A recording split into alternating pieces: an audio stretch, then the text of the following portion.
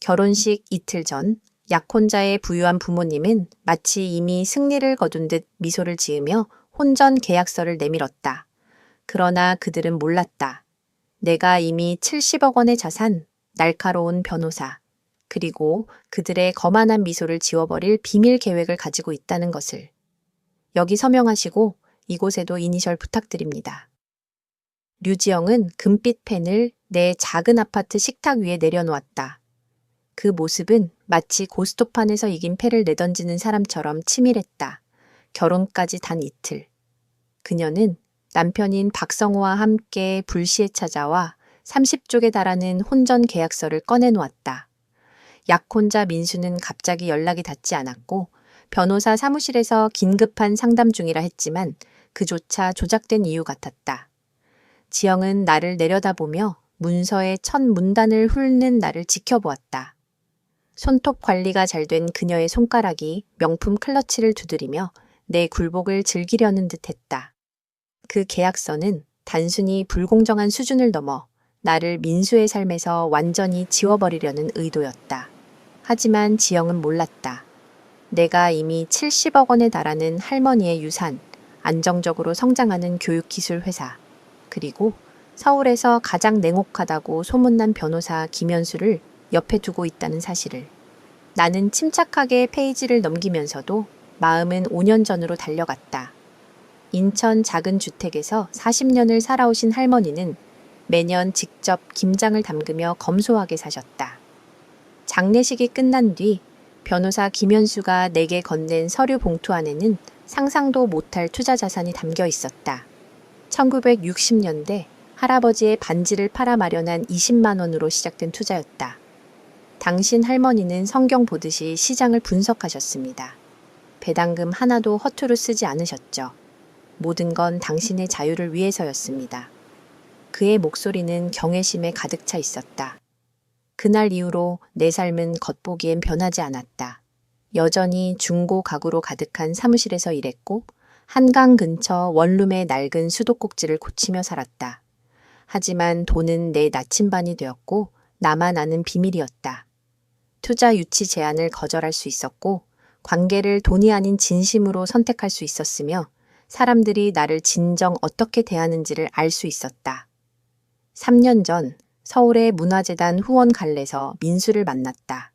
내 회사가 기부한 학습 소프트웨어 덕분에 참석하게 되었는데 그는 경매장 한쪽에서 나처럼 고개를 갸웃거리며 그림을 바라보고 있었다. 저게 과연 예술일까요? 아니면 다들 그냥 속는 척 하는 걸까요? 라는 그의 말에 우리는 한참 웃었고 그날 밤 내내 대화를 이어갔다. 그 뒤로 우리의 관계는 커피에서 점심, 저녁, 그리고 주말마다 북촌 골목길 산책으로 이어졌다. 민수는 한 번도 내가 감당 못할 자리를 강요하지 않았다. 남산 한옥마을에서 김밥을 먹고 재래시장에서 제철 채소를 사며 시간을 보냈다. 서로의 재산 이야기는 단 한 번도 꺼내지 않았다. 우리는 단지 우리로 존재했다. 프로포즈는 한강 야경이 가장 아름다운 여의도 공원에서였다. 그는 할머니가 물려주신 작은 옥 반지를 꺼내며 말했다. 너는 혼자서도 멋진 삶을 만들 수 있다는 걸 알아. 하지만 네가 원한다면 나랑 함께 만들고 싶어. 그의 손은 떨리고 있었다. 결혼 준비는 소박하게 시작됐다. 50명 정도의 하객, 진심 어린 축하가 중심이 되는 결혼식. 그러나 류지영은 태풍처럼 들이닥쳤다. 그날 저녁 그녀는 내 눈앞에서 차갑게 웃으며 속삭였다. 자기 자신을 너무 과대평가하지 마세요, 아가씨. 그러나 곧 알게 될 것이다. 나는 결코 그녀가 예상한 사람이 아니라는 것을. 점심 약속을 잡자고 한 말조차도 애정 어린 표현이라기보다는 날카로운 경고처럼 들렸다.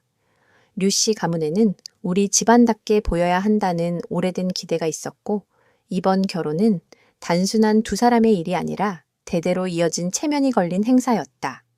매번 만남이 거듭될수록 새로운 간섭이 생겨났다. 50명으로 시작된 하객 명단은 어느새 200명으로 불어났고 소박한 전통 한옥 웨딩홀은 고급 호텔 웨딩홀로 바뀌었다. 내가 고른 드레스는 촌스럽다는 이유로 거절되었고 장식할 꽃도 보통 수준이라며 바뀌었다. 내가 생각한 떡 케이크는 영감이 없다는 말과 함께 무시되었다. 민수는 중재하려 애썼지만 어머니 앞에서 그는 어린 시절처럼 작아졌고 버텨봤자 지친다는 걸 몸에 새긴 듯했다. 지금 내 주방 식탁 위에 던져진 혼전 계약서는 사실 모든 과정의 결말이었다. 내가 제안한 것마다 무시되던 순간들, 재정적 배경을 은근히 깎아내리던 말투, 그들의 은혜를 상기시키던 뉘앙스들, 그 모든 게 이 매복을 위한 준비였던 것이다. 박성호는 목을 가다듬으며 차갑게 말했다. 이건 오늘 안에 정리해야 합니다. 이틀 뒤가 결혼식이지 않습니까? 나는 문서에서 눈을 들어 류지영의 기대 어린 시선을 마주했다. 그들은 날 완전히 몰아넣었다고 생각했다. 이제 와서 결혼을 취소하면 창피할 거라고, 거절하면 돈만 노리는 여자로 보일 거라고 확신했다. 하지만 그들이 알지 못한 건 할머니의 진짜 유산이었다. 단순한 재산이 아니라 타이밍을 읽고 기다릴 줄 아는 힘. 진짜 권력은 겉으로 드러내는 게 아니라 꼭 필요한 순간까지 감추는 것이다. 나는 조심스럽게 계약서를 내려놓으며 두꺼운 종이를 잠시 손끝으로 눌렀다. 작은 원룸 주방이 성호와 지영의 존재감으로 갑자기 숨 막히게 좁아졌다. 생각할 시간이 필요했지만 지영은 이미 명품 클러치를 두드리며 내 순종을 기다리고 있었다.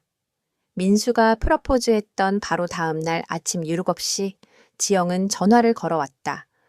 목소리는 꿀처럼 달콤했지만 그 밑에는 차가운 쇠심줄 같은 강도가 있었다. 다정한 아가씨, 웨딩 장소는 우리가 정해야 해요. 롯데호텔과 신라호텔 둘 다 예약 가능하더군요.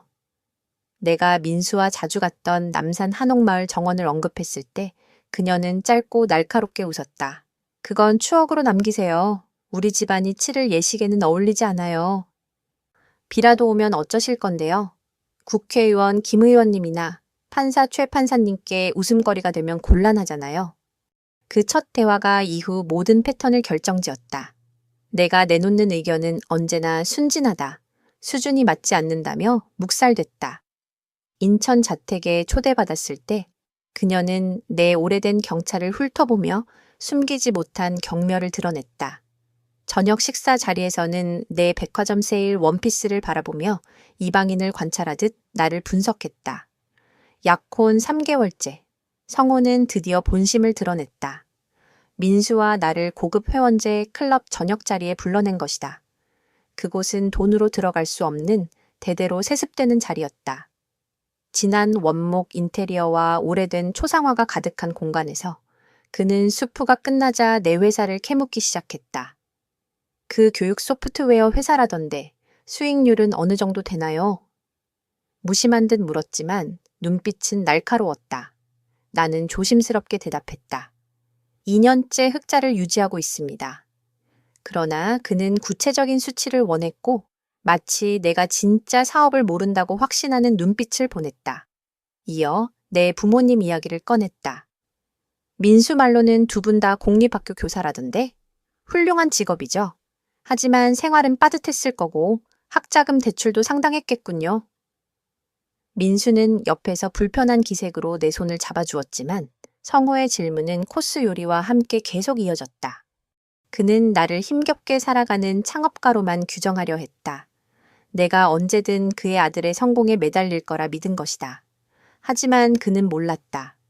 내 학자금은 이미 다 갚았고 신용 점수는 완벽하며 집을 현금으로 살 수도 있었다는 걸. 나는 일부러 여유 없는 사람처럼 보이도록 가만히 두었다. 결정적인 순간은 하객 명단에서 터졌다.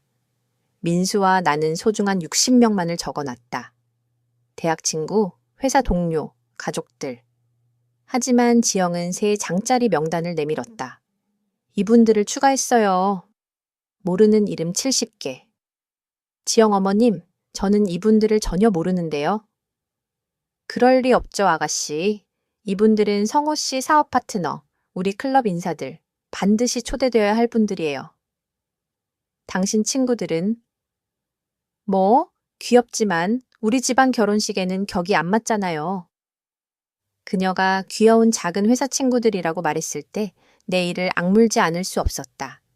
그들은 천재적인 개발자이자 진정한 동료들이었는데 내 회사 동료들은 혁신적인 교육 기술을 개발하는 인재들이었지만 류지영의 눈에는 그저 없어도 되는 사람들이었다. 왜냐하면 그들은 청담동 클럽에 드나들지도 않았고 집안 이름이 건물 간판에 새겨진 사람들도 아니었기 때문이다. 최종 안으로 20명만 추가하시죠. 내가 조심스럽게 제안했을 때 그녀의 입꼬리는 면도날처럼 날카롭게 올라갔다. 이해하셔야 해요. 민수랑 결혼하는 건 단순히 그 사람과 결혼하는 게 아닙니다. 우리 류씨 가문과 결혼하는 거예요. 명성, 인맥, 지위 모두가 당신 것이 되죠. 하지만 특권에는 책임이 따르잖아요. 민수가 중간에 끼어들려 했지만 지영은 단 한 번의 시선으로 그를 잠재웠다. 그 시선에는 누가 재산을 쥐고 있는지, 누가 내 삶을 편하게 혹은 고되게 만들 수 있는지가 담겨 있었다. 드레스 피팅 날 내 동생 지영과 절친 미라만 부르려 했지만 지영은 당연하다는 듯 따라왔다. 내가 고른 단정한 드레스를 빙 둘러보던 그녀는 말했다. 너무 단순하네요. 우리 집안 며느리라면 좀 더 화려해야 하지 않을까요? 제가 아는 디자이너가 있는데 훨씬 더 어울리게 만들어 드릴 거예요. 그녀가 떠난 뒤 옆 카페에서 지연이 내 손을 꼭 잡았다. 표정이 심각했다. 언니, 듣기 싫을지도 모르지만 해야 할 말이 있어. 지연아, 그만해. 아니, 언니, 몇 달 동안 지켜봤어. 그 사람은 계속 언니를 길들이고 있어. 작은 비판, 작은 간섭. 결국 언니가 어디까지 굽히는지 시험하는 거야. 나중엔 언니 삶 전체를 결정하려 들 거야. 나는 반박하려 했지만 목소리가 나오지 않았다. 깊숙이 알고 있었다. 지연은 계속 말했다. 내 대학 친구 기억나? 혜진이. 시댁이 똑같이 시작했어. 웨딩 준비해서 시작해서 어디 살지, 아이 어떻게 키울지까지 다 간섭했어. 나중엔 자기 자신을 잃어버리더라. 민수는 달라. 그는 그런 사람이 아니야. 내가 중얼거렸지만 내 목소리엔 확신이 없었다. 달라? 그럼 왜 지영이 언니 의견 무시할 때 민수는 가만히 있어? 성호 아저씨가 언니를 취조할 때 민수는 뭐 했어? 그냥 손만 잡아주잖아. 지연의 말은 아프게 꽂혔다. 민수는 늘 내 손을 잡아주었고 결혼 후엔 달라질 거야 라고 속삭였다. 하지만 중요한 순간마다 그는 결국 부모님이 만든 순종적인 아들로 돌아갔다. 언니는 스스로 회사를 세운 사람이야. 언니는 그 사람들 인정을 받지 않아도 돼. 제발 잊지 마. 언니가 누군지. 이제 내 작은 주방에 앉아 시계를 확인하는 성호와 내 침묵이 길어질수록 더 넓어지는 지영의 미소를 보며 지연의 경고가 머릿속을 울렸다. 그들은 몇 달 동안 작은 굴복들을 쌓아 오늘 이 순간을 만들어냈다. 나를 길들일 수 있는 여자로 규정해버렸다. 하지만 그건 큰 착각이었다. 내 시선이 식탁 위에 혼전 계약서로 떨어졌다. 그건 마치 전쟁 선포문 같았다. 성호는 슬쩍 다가와 반원 모양으로 내 공간을 좁혔고 나는 목이 조여오는 걸 느꼈지만 표정 하나 바꾸지 않았다. 할머니가 늘 가르쳐 주신 대로였다. 너의 패는 절대 먼저 보여주지 마라. 나는 차분히 문서를 들며 말했다. 법적 서류는 꼼꼼히 검토해야 하는 법입니다. 변호사와 상의한 뒤에 답을 드리죠. 지영의 웃음은 가볍지만 도끼가 서려 있었다. 별거 없어요, 아가씨. 보통 집안이라면 당연히 요구하는 조항들이에요. 저도 성호랑 결혼할 때 비슷한 걸 썼거든요. 하지만 내가 페이지를 넘길수록 속이 뒤집혔다. 이건 단순한 보호가 아니었다. 내 회사를 무너뜨리려는 조항들이 빼곡했다. 결혼 후 생기는 자산은 모두 민수의 것으로 귀속된다. 내가 만든 지식재산조차 가문에 관리해 둘 수 있다는 문구. 심지어 SNS 활동까지 감시해 가문의 명성에 영향을 주는 발언은 허락 없이는 할 수 없다는 조항도 있었다. 이 조항은 제 회사에 직접적인 영향을 미칩니다. 내가 차갑게 말하자 성호는 손을 휘저으며 비웃듯 답했다. 가정에 충실하다면 큰 문제 없을 겁니다. 설마 그 작은 취미의 회사를 위해 결혼을 소홀히 하시진 않겠죠? 취미. 그 단어는 내 속에서 불길처럼 번졌다. 내 회사는 이미 10개가 넘는 교육청과 계약을 맺었고 수천 명의 학생들에게 도움을 주고 있었다.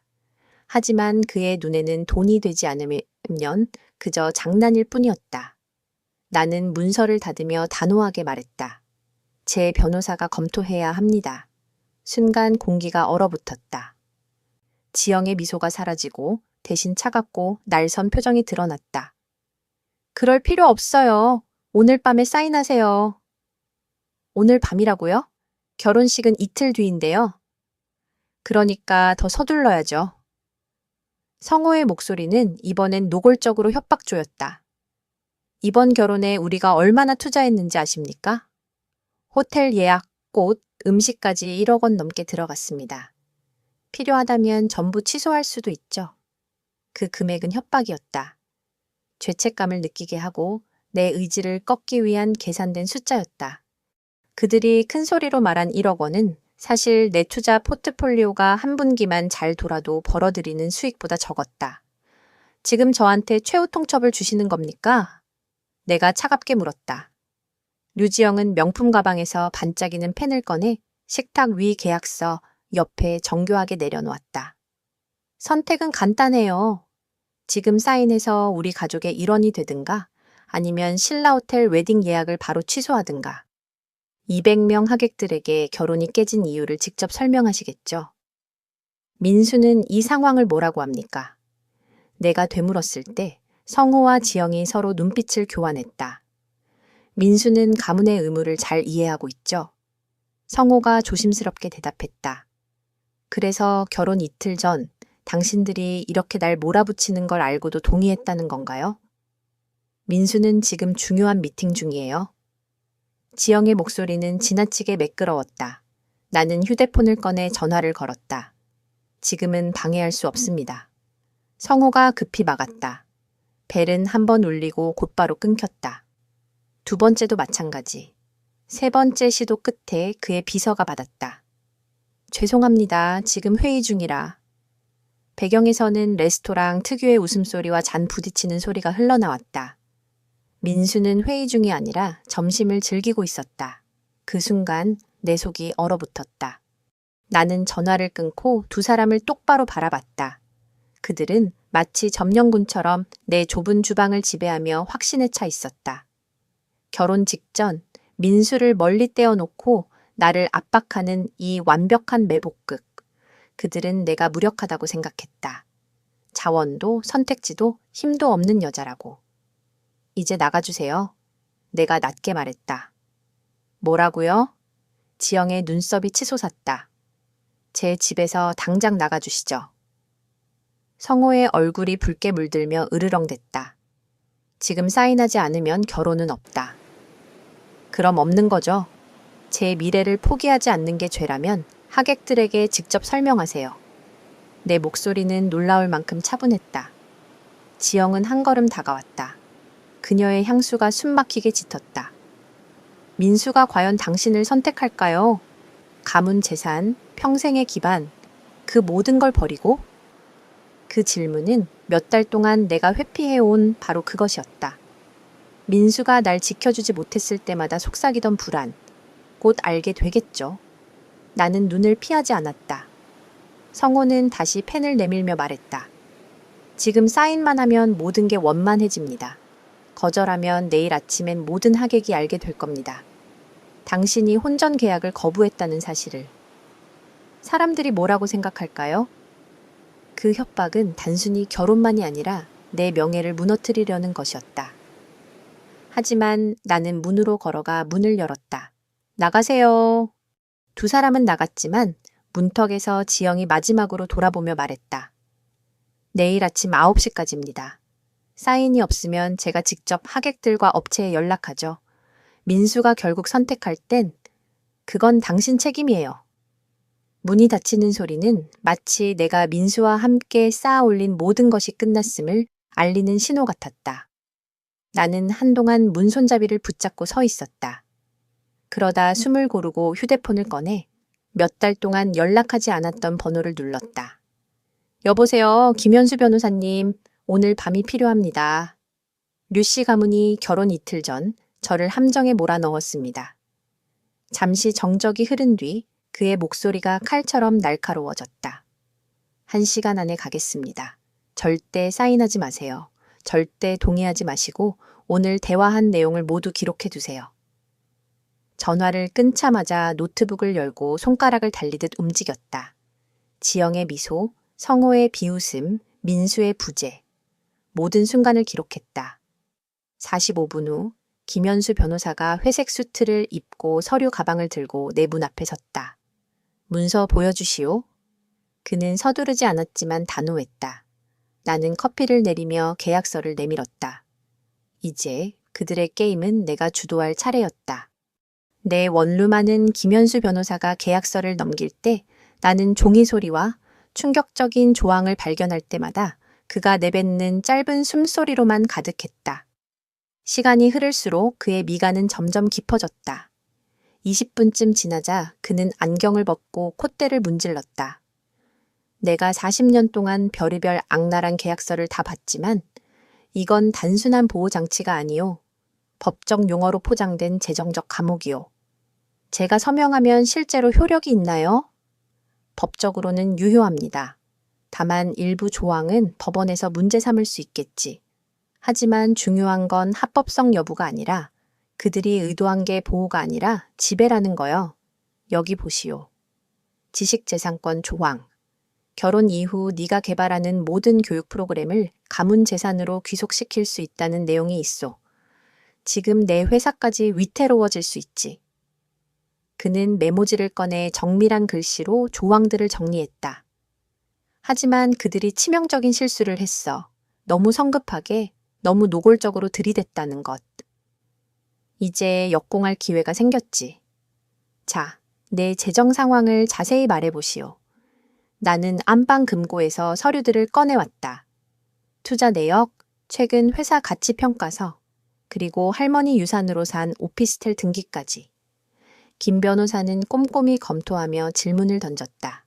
현금과 투자자산 약 70억 원, 회사 가치 약 20억 원, 부동산 10억 원, 총 순자산 100억 원에 근접하오. 그리고 이 사실을 류씨 가문은 전혀 모르고 있지? 네, 카드 한도도 낮게 유지했고 경찰을 몰고 이 원룸에서 살았어요. 민수조차 내가 작은 스타트업을 한다는 것만 알 뿐이에요. 그는 천천히 미소 지었다. 이건 심각한 오판이요. 이제 우리가 새 판을 짜야지. 방어가 아니라 역습으로. 우리는 함께 앉아 새로운 혼전 계약서를 만들었다. 이번엔 공정하고 양쪽 자산을 동등하게 보호하는 내용. 특히 내가 개발한 지식재산권은 절대 가문이 간섭할 수 없도록 상속 자산은 철저히 분리재산으로 남도록. 김 변호사가 특별히 넣은 조항 하나는 특히 통쾌했다. 이 부분은 양쪽 집안이 결혼 생활에 부당한 영향을 끼치지 못하도록 막는 거요. 그들이 게임을 원한다면 우리는 더 공정한 규칙으로 해주지. 밤 11시 반 문서가 완성됐다. 김 변호사가 부탁한 서식 담당자가 즉시 정식 문서로 만들어 보내왔다. 그들의 화려한 계약서, 못지않게 무게감 있는 서류였다. 그때 초인종도 없이 문이 열렸다. 오직 동생 지연만이 그런 특권이 있었다. 그녀는 분식집 포장 가방과 막걸리 한 병을 들고 들어왔다. 밤새 싸우실 것 같아서 먹을 거 가져왔어. 나는 웃으며 우리의 반경 문서를 보여주었다. 지연은 떡볶이를 집어먹으며 읽기 시작했고 표정은 곧 존경으로 바뀌었다. 언니, 이건 단순히 방어가 아니네. 완전 방역이야. 가장 좋은 방어는 공격이죠. 김 변호사가 막걸리 잔을 받아들며 말했다. 정말 모든 걸 공개할 준비가 됐어? 유산, 회사 가치 다. 일단 꺼내면 다시 숨길 순 없어. 지연이 조심스레 물었다. 나는 잠시 침묵하다 대답했다. 몇 년 동안은 내 순자산을 숨기는 게 안전했어. 나 자신으로 평가받고 싶었지 돈으로가 아니라. 하지만 그들은 내가 무력하다고 생각해 날 파괴하려 했어. 이제 알게 해줄 차례야. 그들이 잘못 건드린 상대가 누군지. 지연이 내 손을 잡으며 말했다. 자랑스러워 언니. 대부분은 겁에 질려 사인했을 거야. 그런데 언니는 전략적으로 맞서고 있네. 할머니도 분명히 좋아하실 거야. 김 변호사는 서류를 가방에 넣으며 일어섰다. 이제 휴식하시오. 내일은 험난할 거요. 그들이 쉽게 물러서진 않을 테니까. 그가 떠난 뒤 지연은 새벽 2시까지 곁에 있어 주었다. 그녀가 돌아가고 나자 나는 도저히 잠들 수가 없었다. 대신 노트북 앞에 앉아 새벽에 보낼 메시지를 준비했다. 차갑게, 그러나 내 계획은 드러내지 않게. 민수가 진심으로 어떻게 반응하는지 보고 싶었다. 새벽 5시 47분 나는 메시지를 보냈다. 오늘 오전 꼭 만나서 얘기해. 몇 분도 안 돼 답장이 왔다. 알았어. 무슨 일 있어? 괜찮아? 나는 대답하지 않았다. 그를 불안하게, 스스로 의심하게 두었다. 6시간 뒤면 진실이 드러날 테니까. 내가 결혼하려 했던 사람이 과연 나와 함께 설 것인지 아니면 부모의 압박 앞에서 무너질 것인지. 혼전 계약서와 재정 서류는 내 가방 안에 준비되어 있었다. 이제는 내가 맞서 싸울 대상이 셋일지 둘일지만 확인하면 됐다. 아침은 끝없이 늘어졌다. 나는 샤워를 하고 지나치게 화려하지 않으면서도 단정한 남색 원피스를 입었다. 그리고 약속 장소인 강남의 청담 가든 레스토랑에 15분 먼저 도착했다. 민수와 내가 수없이 함께 와서 김치정우를 나눠 먹고 미래 이야기를 했던 곳. 오늘은 그 모든 추억이 무너질지 다시 이어질지를 가를 자리였다. 나는 입구가 잘 보이는 구석자리에 앉아 탄산수를 시켰다. 내 옆에는 새로운 계약서와 재정 서류가 들어있는 서류 가방이 놓여 있었다. 주방에서는 식기 부딪히는 소리, 점심 손님들의 담소가 흘러나왔지만 내 마음속은 폭풍우가 몰아쳤다. 정각 12시 민수가 들어왔다. 늘 깔끔하던 그의 수트는 구겨져 있었고 넥타이는 어긋나 있었으며 눈 밑은 시퍼렇게 파여 있었다. 단 하루 만에 5년은 늙은 듯 보였다. 그는 나를 보자 잠시 초조한 표정을 지었지만 이내 억지로 평정을 되찾으며 다가왔다. 그는 무겁게 자리에 앉았다. 평소처럼 뺨에 인사 키스도 하지 않았다. 무슨 말 하시기 전에 알아두세요. 어제 부모님이 무슨 일을 꾸몄는지 듣고 완전히 폭발했어요. 우리 집에서 그들과 가장 큰 싸움을 했습니다. 나는 목소리를 억누르며 말했다. 하지만 당신은 어제 저녁 내내 회의 중이라더군요. 그런데 들려온 소리는 레스토랑 분위기였죠. 그의 얼굴이 무너졌다. 그들이 그러더군요. 이건 가문 문제니까 내가 빠져 있어야 한다고. 난 그저 결혼 준비에 대한 대화일 거라 생각했어요. 그런데 그런 함정을 파놓을 줄은 몰랐습니다. 하지만 혼전 계약서를 원한다는 건 알고 있었잖아요. 그는 고개를 떨구며 인정했다. 약혼 직후부터 계속 요구했죠. 하지만 나는 우리가 둘이서 차분히 얘기한 뒤 처리하려 했어요. 결혼 후에라도 압박 없이. 그들이 동의한 줄 알았습니다. 그들은 상속에서 널 제외하겠다고 협박했겠지요. 민수는 떨리는 목소리로 고개를 끄덕였다. 맞아요. 가문에서 완전히 잘라내겠다고. 그런데 나는 그들에게 말했어요. 당신을 희생시키는 게 그 대가라면 그 돈 따윈 다 가져가라고. 그가 내 손을 잡으려 했지만 나는 살짝 빼냈다. 아직 아니에요. 먼저 보여줄 게 있습니다. 나는 휴대폰을 꺼내 투자 포트폴리오 화면을 열고 그의 앞으로 밀었다. 민수의 눈이 숫자에 초점을 맞추는 순간 얼굴빛이 하얗게 질렸다.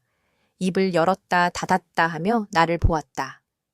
이게 70억 원, 여기에 회사 평가액 20억, 부동산 10억, 총 100억 가까이?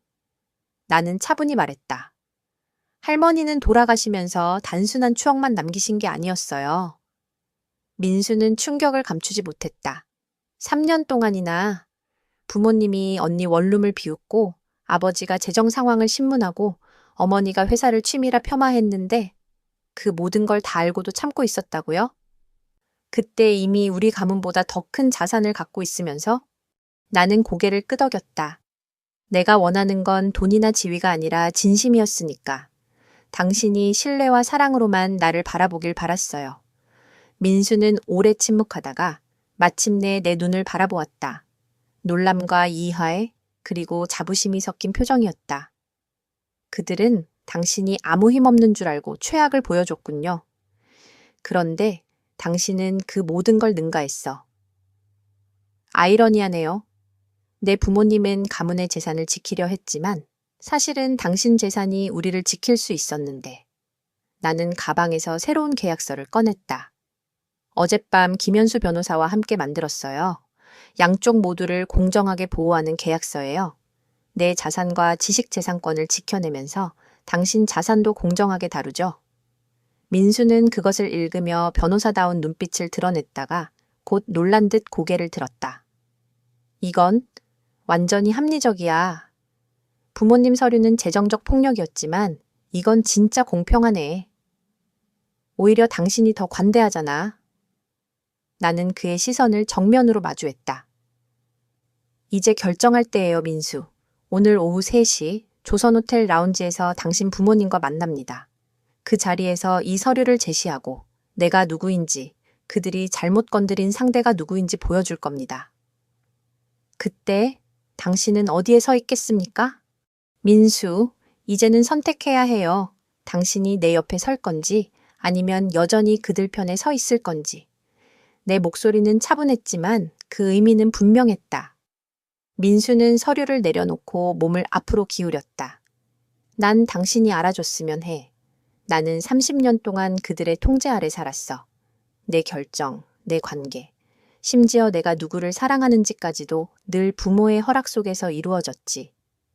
그런데 어제 그들이 당신에게 한 짓을 보고 나서 깨달았어. 더는 이렇게 살 수 없다는 걸. 돈 때문에 내가 사랑하는 사람을 억압한다면 그건 아무 의미 없는 부잣집 아들일 뿐이야. 난 그걸 원하지 않아. 그는 이번엔 내 손을 잡았고 나는 거부하지 않았다. 나는 당신 편이야. 이제부터는 둘이서 동등한 파트너로 맞서는 거야. 그 말에 가슴속 무거움이 풀려나갔다. 알아요? 그들의 협박은 진짜일 수도 있어요. 상속도, 가문도 모든 걸 끊겠다고. 그럼 스스로 새 길을 만들면 돼. 나를 사람으로 봐주는 건 당신뿐이잖아. 그의 눈빛은 결연했다. 이제 계획을 말해줘. 오후 3시에 무슨 일이 벌어질 건지. 나는 김현수 변호사와 짜둔 전략을 설명했다. 새로운 혼전 계약서를 제시하고 내 재정을 공개하며 앞으로 결혼 생활에 가문이 간섭할 수 없다는 경계를 확실히 세우는 것. 민수는 고개를 끄덕이며 표정이 단단해졌다. 그들은 충격을 받을 거야. 특히 어머니는 당신이 우리 가문 없이는 아무것도 못한다고 믿어왔으니까. 오후 2시 45분, 나는 조선호텔 프라이빗 라운지에 도착했다. 김현수 변호사는 이미 로비에 앉아 있었다. 그의 존재만으로도 직원들이 존경의 눈빛을 보냈다. 준비됐소? 네. 이제 그들의 오만을 깨부술 시간이에요. 곧 민수가 도착했다. 점심때와 달리 수트는 완벽히 정돈되어 있었고 눈빛은 흔들림이 없었다. 그는 내 뺨에 짧게 입맞추고 내 옆에 앉았다. 한쪽엔 김현수, 다른 쪽엔 민수. 우리는 마치 전투를 앞둔 군대처럼 문서들을 정렬해 두었다. 3시 15분 박성호와 류지영이 모습을 드러냈다. 예상대로 15분 늦게 들어와 기선을 제압하려는 수작. 그러나 우리는 이미 계약 조항에 대해 진지하게 논의 중이었고 그들의 등장은 마치 방해꾼처럼만 보였다. 시간이 없소. 내일이 리허설이고 모레가 결혼식인데 지금 당장 끝내야 하오. 성호가 의자를 세게 당기며 말했다. 지영은 샤넬 재킷을 단정히 여미고 앉아 냉소를 띄었다. 이제 정신 차리셨겠죠? 괜한 소동 만들지 말아요. 나는 서류에서 눈을 들어 그녀를 똑바로 바라봤다. 합리적인 합의만 이루어진다면 소동은 없을 겁니다. 이미 합의문을 줬잖소. 사인만 하면 돼. 성호가 목소리를 높였다. 나는 준비해온 문서를 앞으로 밀었다. 아니요. 오늘은 협상입니다. 이게 우리의 조건이에요. 지영의 얼굴이 붉게 달아올랐다. 이건 협상이 아니야. 네가 사인하든가 아니면 결혼을 취소하겠다고요. 민수의 목소리가 칼처럼 날카롭게 방안을 가르렀다. 좋습니다. 그럼 제가 오늘 밤 직접 모든 하객들에게 전화해서 말하죠. 우리 부모님이 결혼 이틀 전에 내 약혼자를 재정적으로 압박했다고. 그 순간의 충격은 대단했다. 지영은 마치 뺨이라도 맞은 듯 움찔했고 성호는 입을 열었지만 아무 말도 나오지 않았다. 30년 동안 부모에게 저항하지 않던 아들이 처음으로 맞선 순간이었다. 이건 단순한 자산 보호야. 성호가 간신히 말을 이었다. 그럼 안심해도 되겠네요. 그녀도 지켜야 할 막대한 자산이 있으니까요. 김현수가 미소 지으며 끼어들었다. 나는 서류 가방에서 재정 명세서를 꺼내 정교하게 닦인 테이블 위에 내려놓았다. 그 작은 탁 소리가 방 안가득 울렸다. 이 협상을 거부하기 전에 알아두셔야 할 게 있습니다. 제가 어떤 사람인지, 그리고 당신들이 잘못 판단한 상대가 누구인지를요. 박성호는 자신만만하게 서류를 집어들었다. 늘 재무 서류를 검토하던 손길이었지만 첫 페이지를 훑자마자 손이 미세하게 떨리기 시작했다. 두 번째, 세 번째 페이지로 넘어갈수록 그의 표정은 붉은색에서 잿빛으로 변해갔다. 옆에서 고개를 내민 류지영의 얼굴은 마치 금이 간 도자기처럼 갈라졌다. 이게 말이 되나? 성호는 중얼거렸지만 끝맺지 못했다. 김현수 변호사가 조용히 말했다. 모든 금액은 증빙과 함께 확인된 사실입니다. 투자 계좌, 부동산 보유 내역, 회사 가치 평가. 이분의 순자산은 약 100억 원입니다. 민수 씨와 만나기 훨씬 전부터요. 지영의 입은 열렸다 닫혔다를 반복했지만 아무 말도 나오지 않았다. 그녀가 내게 비웃음을 던지던 수많은 순간이 산산이 깨지는 소리 같았다. 나는 침착하게 덧붙였다. 할머니에게 물려받은 유산이 70억, 당신들이 취미라 무시했던 제 기술 회사가 20억, 그리고 부동산 10억. 모두 민수를 만나기 전 제 자산이었습니다. 방 안은 고요했고 구석에 놓인 오래된 괴종시계의 초침소리만 유난히 크게 들렸다. 이 모든 동안 당신은 지영이 겨우 내뱉었다. 저를 파혼 사기꾼 취급했죠. 제 원룸을 비웃고 제 부모님의 교사 월급을 깎아내렸죠. 웨딩드레스조차 감당 못할 거라 생각했잖아요. 그 모든 순간 저는 이미 100억을 가지고 있었습니다. 지영의 손이 목에 걸린 진주 목걸이를 초조하게 매만졌다. 그렇게 숨길 필요는 없었잖아. 알렸다면 우리가 다르게 대했을 텐데. 나는 단호히 끊었다. 바로 그게 이유예요. 저는 당신들이 약자를 어떻게 대하는지 보고 싶었거든요. 그리고 이제는 알겠네요. 성호는 숨을 고르며 중얼거렸다. 이제 상황이 달라졌군. 아니요. 민수가 나섰다. 아무것도 달라지지 않았어요. 바뀐 건 우리가 아니라 당신들의 본 모습이 드러났다는 사실뿐입니다. 돈 때문에 그녀가 존중받아야 하는 게 아니에요. 당신들이 보여준 경멸이 애초에 얼마나 무가치했는지가 드러난 것뿐이죠. 지영은 아들을 처음 보는 듯 바라봤다. 우린 널 지키려 했어. 무엇으로부터요? 독립적으로 성공한 여자를 사랑하는 것에서? 제 상속금에 전혀 관심 없는 사람에게서? 그게 그렇게 큰 위협이었습니까? 민수의 목소리는 단호했다. 김현수 변호사가 서류를 앞으로 밀었다. 이제 중요한 건 이것입니다. 새로운 혼전 계약서.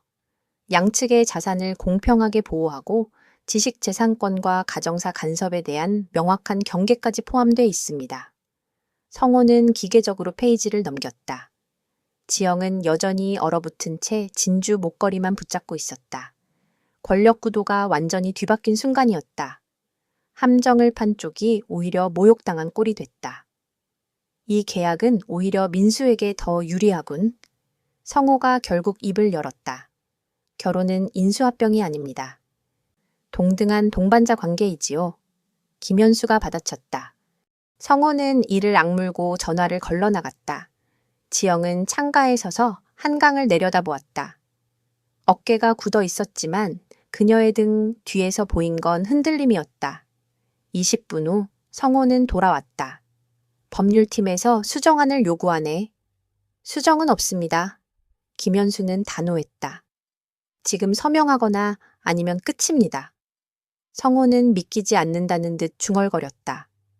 우리를 협박하는 건가? 당신들이 똑같이 했던 그 협박 말이죠. 민수가 차갑게 대답했다. 다만 우린 내일까지 생각할 시간을 드리겠습니다. 지영은 창가에서 돌아섰다. 그녀의 얼굴은 완벽한 화장이 무너진 듯 낯설고 낡아 보였다. 왜 숨겼어? 왜 우리에게 말하지 않았어?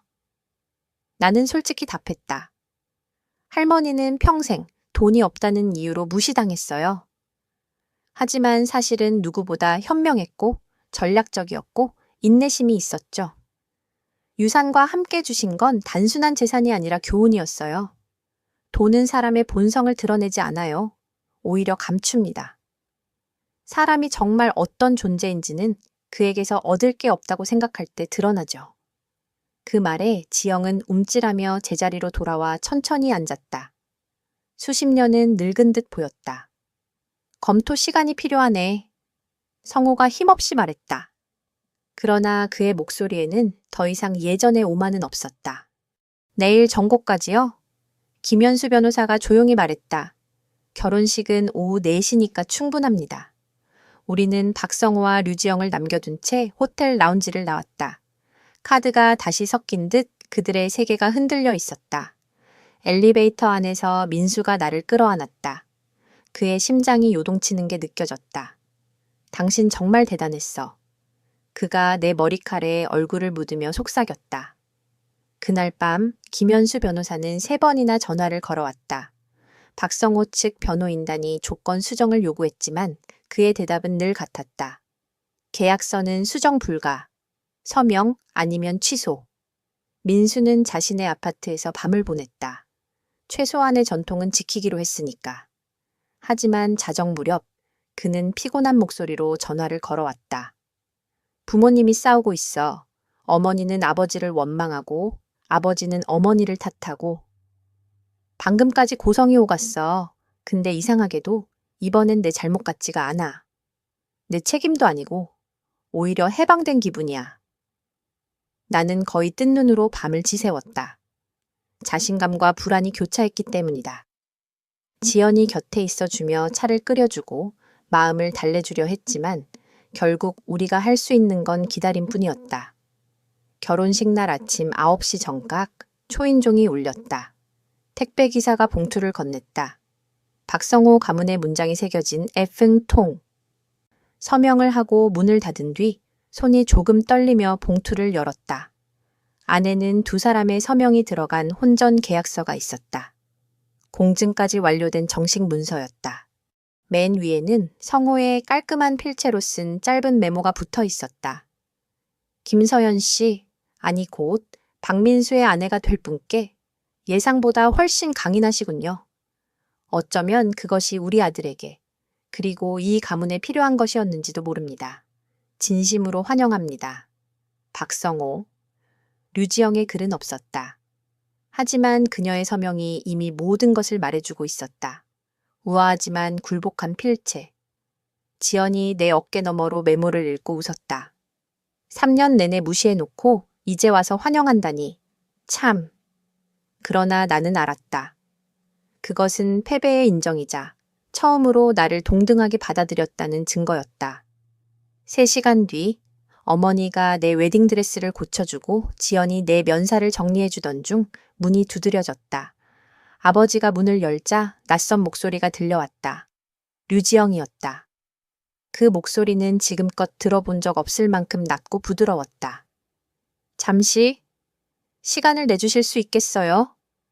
가족은 눈빛을 교환한 뒤 자리를 비워주었다. 방 안에는 그녀와 나 단둘뿐. 그녀의 손에는 작은 벨벳 상자가 들려 있었다.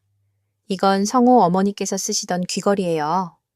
상자를 열자 오래된 사파이어, 귀걸이가 빛을 반짝였다. 그분은 원래 양제사였어요. 반대 속에서도 결혼했고 가문이 어려울 때는 자신의 저축으로 회사를 지탱했죠. 모두가 그녀를 보잘것없는 여자로 여겼지만 결국 그분이 가문을 지켜냈습니다. 당신이라면 그녀가 좋아했을 거예요. 겉으로 보이는 것만으로 판단하지 않는 사람을 말이죠. 그것은 류지영이 할 수 있는 최대한의 사과였다. 나는 진주 귀걸이를 빼고 사파이어 귀걸이를 착용했다. 감사합니다. 짧게 말하자 그녀는 고개를 끄덕였다. 이제 가봐야겠군요. 하지만 진심으로 환영합니다. 문이 닫히고 거울 속 내 모습이 보였다. 푸른빛이 비치는 귀걸이는 단순한 장신구가 아니었다. 억눌림을 거부하고 자신의 자리를 지켜낸 여자의 상징이었다. 잠시 후 혼례식장이 열린 조선호텔 연회장으로 들어섰다. 몇 달 전까지만 해도 나를 내려다보던 하객들이 이번에는 호기심과 존중이 섞인 시선으로 나를 바라봤다.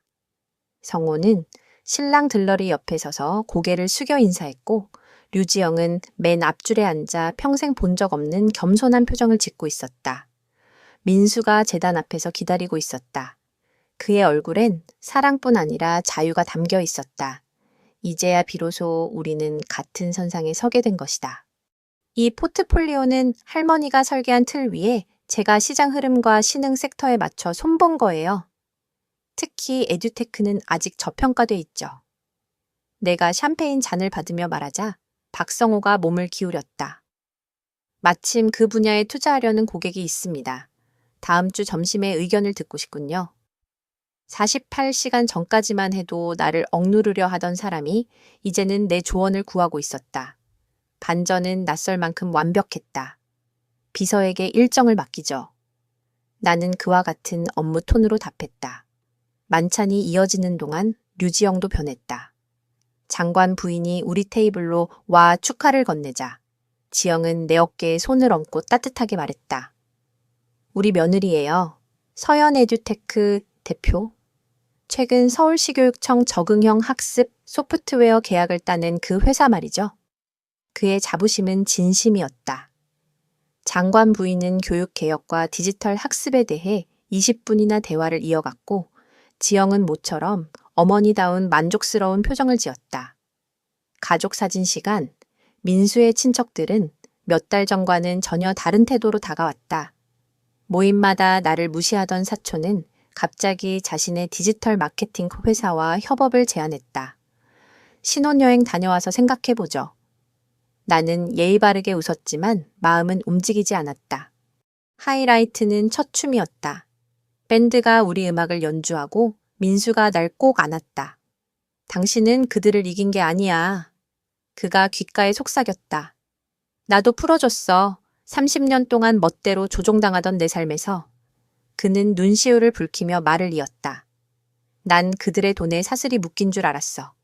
그런데 사슬은 내 두려움이었더군. 당신이 그걸 끊게 했어. 우리 둘이 함께 끄는 거야. 나는 그의 눈을 바라보며 말했다. 고개를 들어보니 김현수 변호사가 조용히 잔을 들어 인사를 건넸고 지연은 화장을 고치는 척 기쁨의 눈물을 훔치고 있었다. 부모님은 옆에서 천천히 춤을 추었다. 그날로부터 6개월, 모든 변화는 굳건했다. 혼전 계약서는 은행 안정금고에 그대로 들어있다. 이혼 대비 문서가 아니라 동등함을 확정한 증서로서 제 역할을 마친 채 이제 류지영은 방문 전에 먼저 전화를 한다. 화요일 점심 괜찮을까? 내가 그 시간엔 고객 미팅이 있습니다. 라고 하면 그녀는 그럼 다음 주에 보자. 라고 말한다. 경계를 침범하던 사람은 초대가 오기까지 기다릴 줄 알게 됐다.